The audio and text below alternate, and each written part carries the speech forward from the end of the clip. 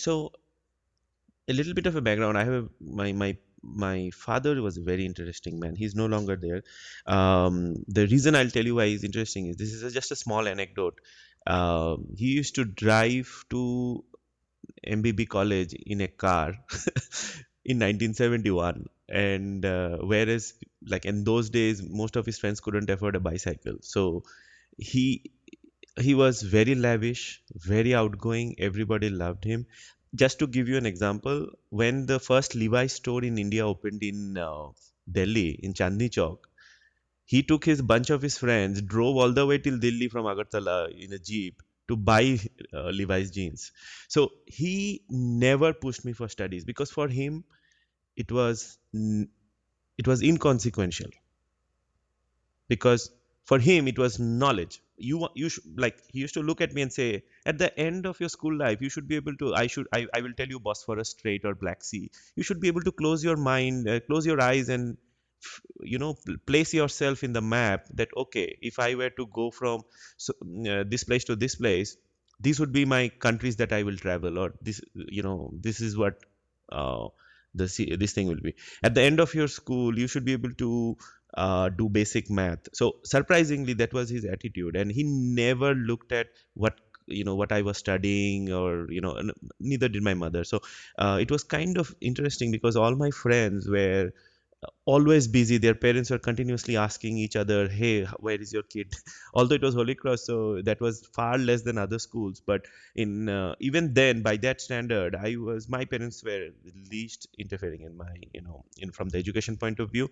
So, but my father was very athletic. So he was a Tripura state gold medalist in boxing in 1972, 1973. So he as soon as I woke up, the first thing he used to say was, "This is this, moong beans and jaggery that you eat, right? Gur chana. So the sprouts and this thing, jaggery. This is some." And he used to always have a bunch of herbal things in water placed overnight, like triphala, fenugreek seeds, and brahmi, and things like that. A morning you wake up and have those plain empty stomach, then go for a jog. Because I was asthmatic, I couldn't run much, so he realized it very early. But asthmatic people in US, I have talked, after having been in the US for so long, I have noticed one thing is the asthma is not considered a problem here. They have overcome it. There are many Olympians who have overcome asthma. Like I think Florence Griffith Joyner, who was the 1980s Olympics gold medalist from US, she was asthmatic, and imagine she going ahead and being top of Competing. the top sprinters in the world.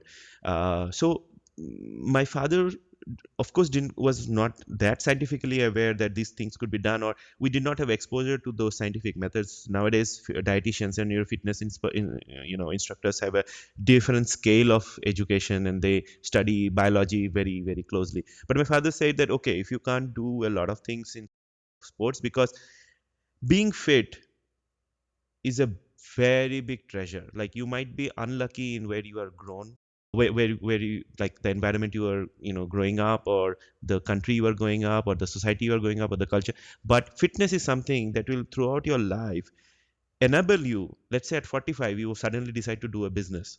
If your no, body is not going to give support, you are gone. Your family could be giving support, you could be having financial this thing, but your body is not giving you support.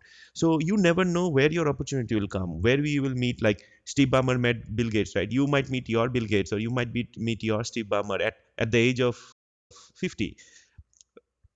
Will you be fit at that point in time? So fitness was his goal, and I did not have aspirations from like technical aspirations at that point in time.